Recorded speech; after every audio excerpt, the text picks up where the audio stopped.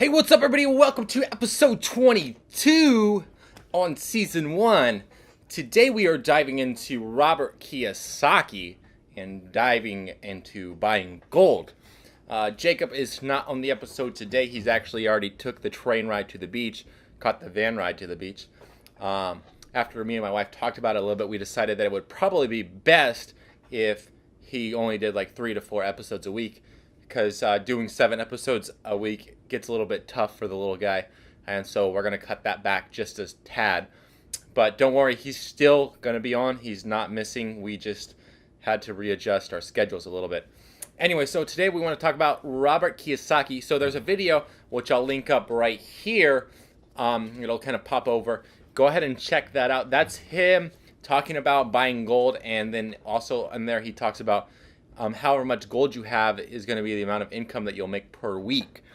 He talks about a little bit about buying cryptocurrency, which I mine, but he talks about specifically like why millennials are more interested in cryptocurrency instead of gold and how that's going to change. So that might be an interesting video for you guys to watch. However, I want to specifically just talk about buying gold today. He talks about so say he was saying, so the amount of money that you want to make on gold, or the amount of money that you want to make per week, is how much gold you should have stored up. So say he basically says say I think in the episode he's like, so you want to make $100 a week, you need to hold $100 in gold. If you want to make $1,000 per week, you need to buy $1,000 in gold. If you want to make $5,000, you need to buy $5,000 of gold, and so on and so forth. And he says, a billion. If you want to make $1 billion per week, you need to have $1 billion worth of gold stored up. So anyways, I don't know if I agree with that. I think it's kind of a way for him to inflate the price of gold a little bit, because he has a brand and a platform in which he can do that. I don't hate the guy. I'm just giving my comments and criticisms. I do think that a lot of what he talks about he's a very brilliant guy. I think that there is some issues though. But anyways, enough about actually him. I think that from the standpoint of buying gold, it makes sense because in essence, in I think in the 70s we went off the gold standard, or probably maybe a little bit earlier than that. But anyways, it's in essence putting yourself back on the gold standard. So say you were to have $100 of gold, it would allow you to back that $100 that you do have by gold, and so you could pay it out. And because you still have that gold, you could expect some money back. So I think it does make sense to have that much. So the more money, or the more gold that you have, the more money that you'll make per week.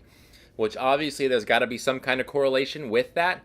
But to the degree that if you hold $1,000 worth of gold, that's what you'll make $1,000 per week.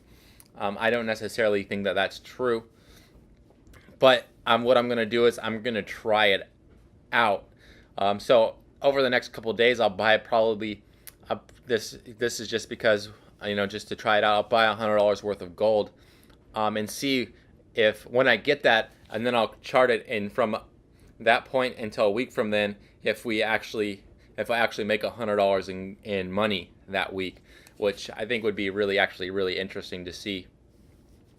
Because he in the interview he talks about how gold is like from the gods, and that like it brings riches and that kind of stuff. I do agree that you definitely should be investing in gold. If you're only investing hard in the stock market, it's going to crash. So you need to hedge that with buying precious metals such as silver and gold and platinum, and I think there's one palladium.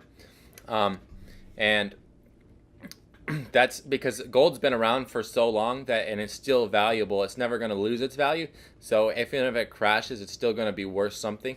Where Apple could crash tomorrow, and your gold and your stock would be worth nothing if they decided, hey, we're going to go bankrupt, which has happened with other stores like I can't remember big stores that have had closeouts, like Sports Authority, I think was a big one that just closed, and stock prices on that just plummeted. So obviously you don't want to lose your entire fortune just on stocks. So diversify and buy some gold, buy some precious metals, and that kind of stuff. Anyways, so that's my thoughts. I'm going to try it this week, and when I get my gold and stuff, I'll obviously keep you guys updated, and then a week from that point is when I'll let you know whether or not I made that actually $100 or how much I actually made just off of holding $100 worth of gold. But anyways, let's go ahead and dive into the random question generator. It's loading. All right. Oh, wow, this one's funny. What should I eat? Well, what I like to eat it's not about what I would like to eat, but what should you eat? I think that you should eat you should eat Chinese food, specifically chow mein, or maybe even like a pad thai. So more of an Asian dish, pad thai or a chow mein would be perfect today for you. The taste of the soy sauce and the flavors of cooking it in the wok and all that kind of stuff. Ooh, and then put a little bit of sriracha on the top.